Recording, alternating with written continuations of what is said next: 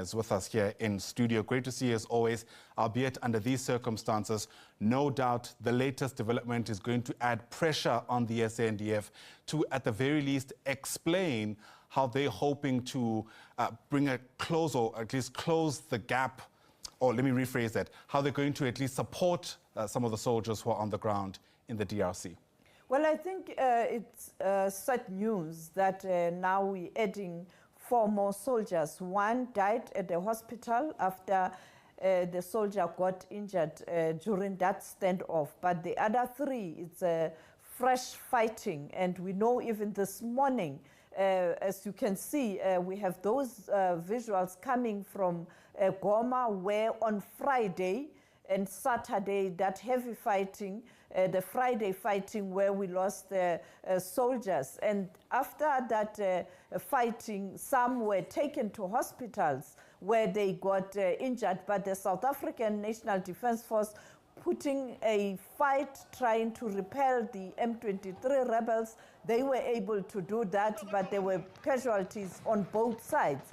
At some point in time, then a white flag was hoisted. That white flag that was hoisted by the South African National Defence Force at that military base, it was because the 2 groups had agreed to cease fire temporarily so that M23 rebel can be able to take their soldiers, the fallen soldiers and those who were injured, so that they can be taken to the hospital. The South African Defence Force, on the other hand, also trying to communicate and be able to indicate the latest in terms of what was happening. Therefore, that white flag didn't mean South African National Defence Force surrendering or the troops surrendering, but in a war zone, there are moments where you agree that, okay, let's cease fire for an hour and you can take your injured soldiers, we can take our injured soldiers, take them to hospitals for treatment or the next medical center. And therefore, that was meant for that. But fighting is continuing in Goma, a majority of Goma taken by M23 rebels. The DRC forces is fighting back. We know that the South African troops are now at their military base. I think a decision, that's my suspicion, was taken that the South African forces must be in the military base. Because remember, they are not an intervention force. They are not a peacekeeping force. They were sent there by the forces of the SADC region as part of that contingent. And therefore, the mandate is different from the MONUSC mandate.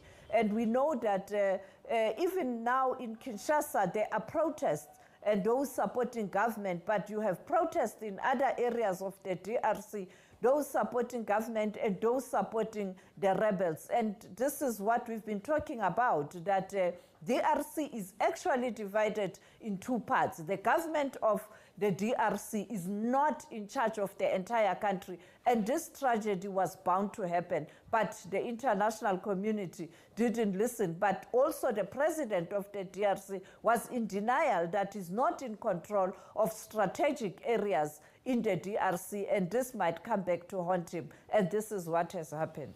Absolutely. What is concerning, at least if the statement from the SANDF is, if their statement is anything to go by, I beg your pardon, is that these latest fatalities actually took place at the base itself. They say a motor bomb was sent from M23 rebels, and one of those struck the base, leading to these fatalities.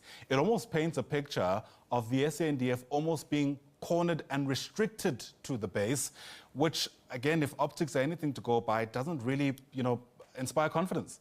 Well, they have no option. If you say they must go out and fight, they have to fight side by side with some people who are supporting the government of the DRC. These people committed genocide in Rwanda, and therefore the South African Defence Force fighting side by side with genocides, so they had to alter the operations, and this is becoming problematic because now you do this under pressure, and that is why I think they are in the base, because they don't want to be seen as the perpetrators or people who are behind fighting and fueling fighting and the loss of life of ordinary people in the DRC, because at the end of the day, even ordinary people are dying. And therefore, the strategy, the deployment becomes very problematic.